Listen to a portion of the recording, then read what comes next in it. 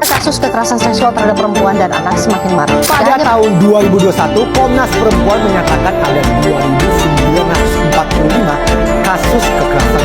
8 dari 10 perempuan di Indonesia pernah mengalami pelecehan seksual di ruang publik. Siapapun bisa menjadi sasaran pelecehan. Kita tidak hanya bicara soal sentuhan, tapi juga apa yang disebut catcalling, stalking, pertanyaan yang terlalu pribadi atau sederet lainnya. Juga pelecehan melalui dunia maya lewat komentar-komentar yang tidak sepatutnya. Kekerasan seksual dapat terjadi kepada siapa saja, kapan saja, dan di mana saja, tidak memandang siapa kamu dan apa jenis kelaminmu. Mari kenali dan cegah setiap tindakan kekerasan seksual. Ayo dukung para korban kekerasan seksual untuk melapor dan mendapatkan keadilan. Remaja keren, remaja lawan kekerasan seksual. 3 dari 5 perempuan mengalami pelecehan seksual sekali dalam hidupnya. Perempuan bukanlah objek seksual, objek pandangan, ataupun objek kekerasan. Namun, perempuan adalah subjek yang pantas untuk dihargai, layaknya manusia. Perempuan membutuhkan proteksi. Perempuan juga perlu merasa aman keluar rumah, terlepas dari apapun yang digunakan atau diperbuat. Tidak melawan bukan berarti lemah. Tidak melapor juga bukan berarti takut. Korban adalah korban. Korban berhak untuk didengar dan dilindungi, bukan dihakimi. Bersama, kita bisa saling mendukung dan melindungi tanpa menghakimi satu sama lain. You are not alone.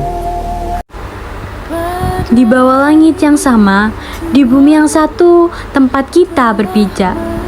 Kita terlahir bukan sebagai saingan, tapi sebagai sesama manusia. Bukan tentang laki-laki, bukan juga tentang perempuan, tapi tentang kita, tentang kemanusiaan. Terlalu lama, peran dan harapan dikurung dalam kotak sempit. Suara perempuan disisihkan, air mata laki-laki dilarang terlihat. Tapi dunia berubah, dan kini saatnya kita bersuara. Kesetaraan gender bukan soal siapa lebih tinggi, tapi tentang peluang yang dibagi, tentang hak yang diberi, bukan diminta. Seorang gadis berhak menjadi pemimpin. Seorang anak laki-laki berhak mengekspresikan rasa tanpa takut dicemooh. Di ruang kelas, di kantor, di rumah, tak ada tempat untuk ketimpangan. Tak ada ruang bagi prasangka, karena profesi bukan milik gender. Impian tak punya jenis kelamin. Kita harus berhenti berkata, laki-laki kepala rumah tangga, perempuan harus di dapur. Karena kenyataannya kita adalah mitra, dua sisi yang saling menguatkan, dua manusia yang saling menjaga. Berapa banyak perempuan hebat yang ditahan oleh tradisi, berapa banyak laki-laki menderita dalam diam, karena lelaki tak boleh menangis. Kita semua korban dari norma yang tak pernah kita sepakati. Tapi hari ini kita bisa memilih untuk membebaskan. Mari ajarkan kepada anak-anak bahwa lelaki boleh bersedih, bahwa perempuan boleh berani, bahwa semua orang layak untuk dihormati.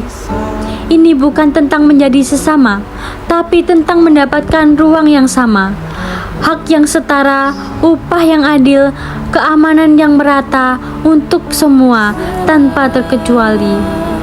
Kita akan dikenang bukan karena siapa yang menang, tapi karena kita pernah berdiri untuk mereka yang dibungkam, untuk mereka yang disisihkan, untuk dunia yang lebih adil bagi perempuan, bagi laki-laki, bagi kita semua.